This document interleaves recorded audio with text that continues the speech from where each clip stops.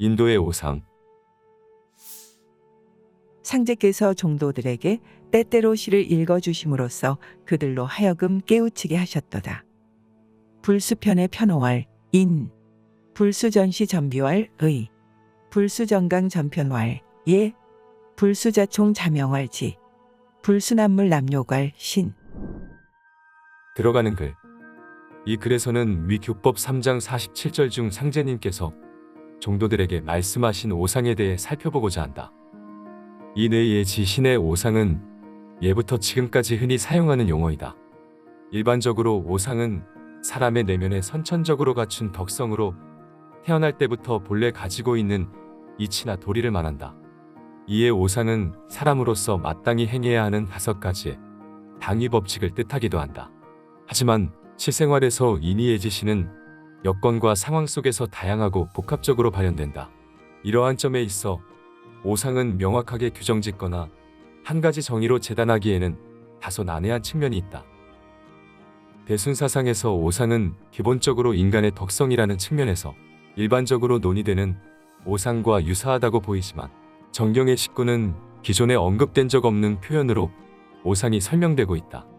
우선 눈에 띄는 식구의 형태는 부정문과 대꾸의 형태를 지니고 있다는 것이다.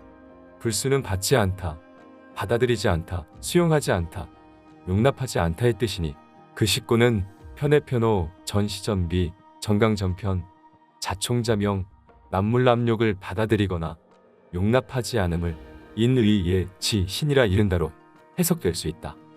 여기서의 오상은 마음이 발현된 측면에서 특정 행위의 부정이 인의예 지 신의 본의와 근접하다고 말씀하신 것으로 이해된다. 이러한 측면에서 19에서 표현되는 오상에 대해 하나씩 접근해보고자 한다. 불수편의 편호할 인. 편벽된 사랑도 편벽된 미움도 용납하지 않음을 인이라 한다. 편은 치우치다, 편향되다, 편벽되다의 뜻으로 어느 한쪽만을 사랑하거나 미워하지 않는 것을 인이라 설명한다. 우선 불수편애라는 것은 타인에 대한 사랑이 어느 한쪽으로 과도하게 치우침을 경계하신 것이라고 볼 수 있다. 특정인에 대한 치우친 사랑은 그 사람의 잘못된 행위를 축소하거나 옳은 행위를 과장하게 하고 이를 통해 집단 안에서의 공정성을 무너뜨리는 계기를 만들게 된다. 또한 그 편애의 대상자가 되지 못한 이들이 편애의 대상자를 시기 질투하여 그 집단의 화합을 해칠 수 있다. 그러므로 편애를 경계해야 하는 것이니 편애하지 않는 것은 곧 인을 이룬 것이라 할 수 있다. 편호는 편벽되게 미워한다는 뜻이다. 상제님께서는 모든 사람을 대할 때 그 장점만 취하고 혹 단점이 보일지라도 잘 용서하여 미워하지 말라고 하여 상대를 미워하지 말 것을 가르치셨다. 설령 상대가 밉다고 하더라도 미워하지 말아야 한다. 상대에 대한 미움 자체를 경계해야 하므로 더욱이 편벽되게 미워하는 편호는 더욱더 지양해야 한다. 도전님께서도 미운 게 없고 원망이 없으면 그저 감사하고 고마울 뿐이다라고 훈시하셨다. 그러므로 편호하지 않음은 곧 인을 이룬 것이라 할 수 있다. 불수전시 전비왈 의. 모두 옳거나 모두 그르다고 하는 것을 용납하지 않음을 의라한다. 대순지침에 내 경위만 옳고 남의 주장을 무시하는 데서 반발을 일으켜 서로 미워하다가 마침내 원한을 품어 척을 맺는 법이다라는 구절을 전시전비하여 일어나는 불의가 곧 원한과 척이 됨을 알려준다. 이러한 측면에서 의는 자신과 다른 견해를 전적으로 옳거나 그름으로 여기는 이분법적 관점이 아닌 보다 다양한 관점에서 이해해야 함을 강조하신 것이라 할 수 있다. 이러한 노력은 도인들 간의 상호이해를 실천할 수 있는 구체적인 근거가 되는 것이라 할 수 있다. 자신의 관념이나 지식체계에 한정하여 옳고 그름을 단정하는 것은 의사소통과 화합의 장애가 될 수밖에 없다. 또한 집단이나 단체를 바라보는 측면에서 한 집단의 생각이나 의견이 전적으로 옳다거나 그르다고 여기는 편견 역시 그 집단에서 말하고자 하는 진위와 핵심을 놓치게 할 수 있다. 서로 만나서 대화를 하고 자신의 의사를 충분히 밝힐 줄 알아야 하며 의사를 밝힐 때도 의논하는 식으로 해야 합니다. 이렇다 저렇다고 단정할 것이 아니라 이렇게 하면 어떻겠느냐는 식으로 해야 합니다. 사람은 각자가 필요한 대로 그리고 자신이 깨달은 것만큼 얘기하게 됩니다. 도인한 사람 한 사람의 얘기는 틀린 말은 하나도 없지만 한 가지의 의견만으로서 우리의 일을 해나갈 수는 없습니다. 여러 사람의 각기 다른 다양한 의견을 모았을 때 우리의 일은 이루어지게 됩니다. 그러니 누가 옳고 그르다고 할 수 없는 것입니다. 이 훈시 말씀을 통해 알 수 있듯이 개개의 의견은 진리에 있어 각각의 단면을 말하는 것으로 관점과 위치에 따라 달라 보일 뿐 그 의견들이 전시전비하다고 단정 지을 수 없는 것이다. 그 단면들이 자유롭게 수용되고 조율될 때 경위가 더 올바르게 설 수 있는 것이다. 그리하여 옳을 의라는 것은 옳고 그름의 이중성에 함몰되지 않고 다양성 가운데 조화로움을 상징한다고 볼 수 있다. 불수정강 전편말 예. 오로지 강하거나 오로지 편한 것을 용납하지 않는 것을 예라 한다. 강은 강하다, 굳세다, 거스르다, 순종하지 않다의 뜻이다. 편은 편하다, 아첨하다의 뜻으로 백구의 형태를 고려할 때 강을 강하다, 굳세다로 해석하면 편하다의 뜻이 자연스럽고 강을 거스르다, 순종하지 않다로 해석하면 편은 아첨하다는 해석이 자연스럽다. 이러한 자의를 바탕으로 논의해보면 너무 강하고 굳센 태도는 사람 사이의 경직을 일으키고 인간관계를 딱딱하게 만들게 되어 소통이나 조화가 어렵게 된다. 나아가 이러한 굳센과 강함은 화의 바탕이 되기도 한다. 이와 반대로 너무 격의 없이 편한 것을 추구하면 서로의 관계가 방자해지고 상하 간의 질서가 무너져 상대를 무시하거나 낮추어 보게 된다. 처세의 측면에 있어서도 상대방에 대하여 오롯이 강하거나 거스르는 태도로 대하거나 또는 아첨하여 상대방의 의견에 무분별하게 동의하거나 인정해주는 것은 모두 예라고 할 수 없다.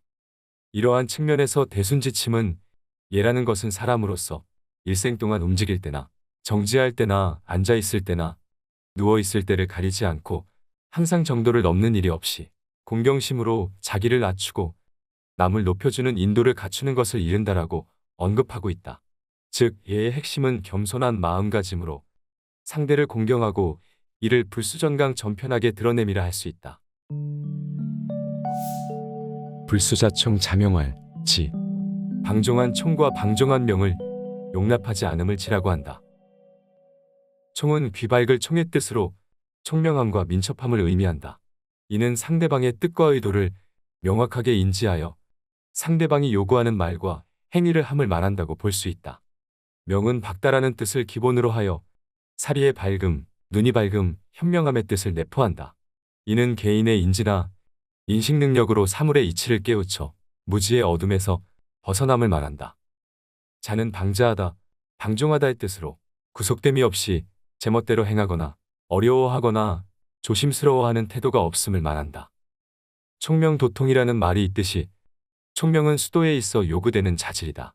하지만 이는 결코 방종하게 사용되어서는 안 된다. 귀 밝음과 눈 밝음을 방종하게 사용한다는 것은 자신의 총명이 남을 배려하지 않은 채 자기 자랑과 자만으로 이어지거나 오롯이 자신의 사욕을 위하여 사용됨을 말한다고 볼 수 있다.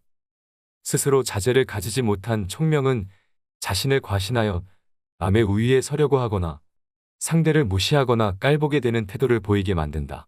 그리하여 결국 자총자명은 오히려 그 총명함이 독이 되어 척으로 돌아오게 되는 것이다. 곧 총명한 지혜라는 것은 자신의 밝음을 방종하지 않게 경계함으로 인해 드러난다고 할 수 있는 것이다. 이를 함에 있어 마땅히 어리석은 것 같이 하라는 정경의 구절은 이러한 방종한 총명을 경계함이라 할 수 있다. 불순한물 남욕괄 신 넘치는 물과 넘치는 욕을 용납하지 않음을 신이라 한다. 신은 믿음을 말하며 믿음은 의심 없는 굳은 신념을 뜻한다. 수도인에게 있어 이 믿음은 도와 이 도를 주재하시는 상제님을 향한다. 대순지침에는 백성이 국가를 믿지 않고 자식이 부모를 믿지 않는다면 난신적자가 될 것이다라고 되어 있는데 난신적자란 나라를 어지럽히는 신하와 어버이를 해치는 자식을 일컫는다. 결국 믿음이라는 덕목이 바탕이 되지 않으면 가정뿐만이 아니라 나라의 기반도 흔들리게 됨을 지적하신 것이다. 가정과 나라에서도 이러할진대 수도인으로서 도에 대한 믿음이 부실하고 어그러지면 어찌 되겠는가. 이는 결과적으로 난법난도를 초래한다. 신은 오방으로 볼 때 중앙에 위치하여 인의예지의 덕을 포괄한다. 또한 신은 사람의 일상생활에서 인의예지를 실제로 드러냄을 뜻하기도 한다. 즉, 신은 내면의 믿음이나 굳은 신념이라는 마음가짐과 인도를 행하는 실천적 측면까지 포함한 개념으로 볼 수 있는 것이다.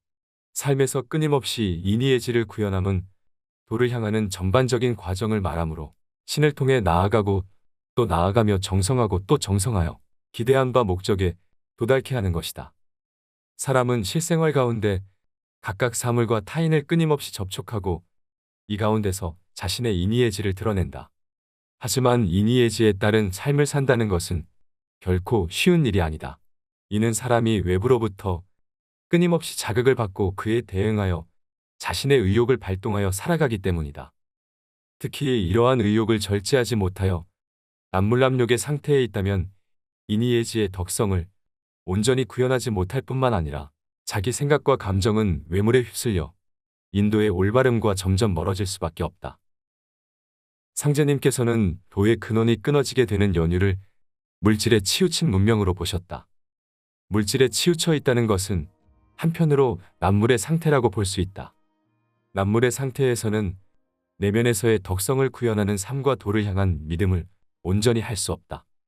그리하여 불순한물 남욕을 신이라고 함은 넘치는 물욕과 넘치는 욕심을 용납하지 않는 것이라 할 수 있다. 이는 결국 도를 향하는 믿음 가운데 외부로부터의 무력에 현혹되지 않고 자신의 욕심을 절제하여 인의예지를 실천할 것을 언급하신 것이라 여길 수 있다. 나가는 글. 상제님께서 종도들에게 말씀하신 호상은 인도에서 이를 구현하는 실천적 측면이 강조되고 있다. 편해편호, 전시전비, 정강전편, 자총자명, 남물남욕을 받아들이거나 용납하지 않음을 인, 의, 예, 지, 신이라 이른다는 상제님의 말씀은 종도들을 향한 것이었고 종도들의 일상생활에서 아주 쉽게 이해하고 실천할 수 있도록 오상에 대한 뜻을 풀어주신 것이라 여길 수 있다. 사람은 덕을 베풀어 도를 이루게 되는데 덕은 인의예지신의 오상으로 몸을 빛내기 때문이다. 상제님께서 오상을 통해 종도들에게 가르침을 주셨듯이 도전님께서도 지금의 수도인들에게 오상의 덕을 실생활에서 베풀 것을 훈시하셨다. 우리는 이미 훈회와 수칙을 바탕으로 실천적인 수도 생활에 만전을 기하고 있다. 하지만 한편으로 볼 때 다변하는 사회와 복합적으로 얽히는 가치관 속에 처한 지금의 수도인들에게 오상에 대한 상제님의 가르침은 도덕적 행위의 판단과 실천의 올바른 지침을 제시할 수 있을 것으로 보인다. 그리하여 이러한 오상의 의미를 되새기며 매 순간 이를 실천한다면 오상으로 자신의 몸을 더욱더 빛낼 수 있을 것이다.